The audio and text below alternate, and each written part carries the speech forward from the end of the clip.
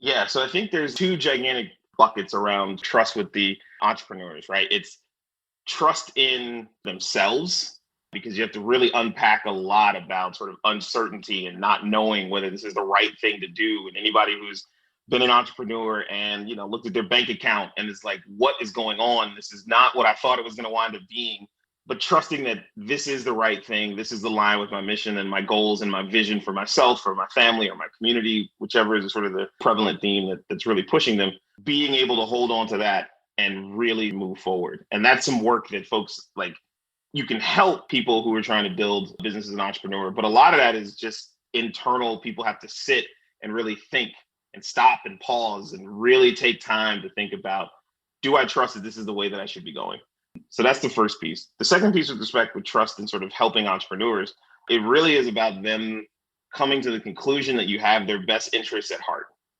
And sometimes that looks a little different than folks believe it will, right? It's always the kind of thing I told somebody years ago, that if I see something and somebody's around me and they need to know some information, I'm just going to be the person that's going to tell them, right?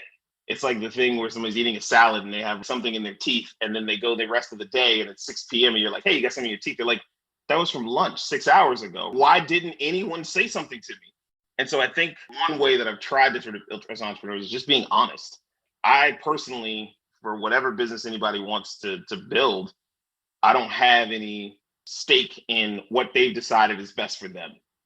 But what I can tell them is, hey, the path that you're on, you need to do these particular things to get you to where you want to go.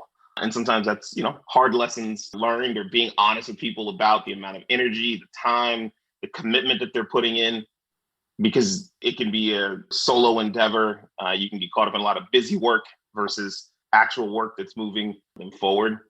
But at the core, I think it is really about just, when people know that you have their best interests at heart, they're much more receptive to information, details, advice, connections, all those different kinds of things.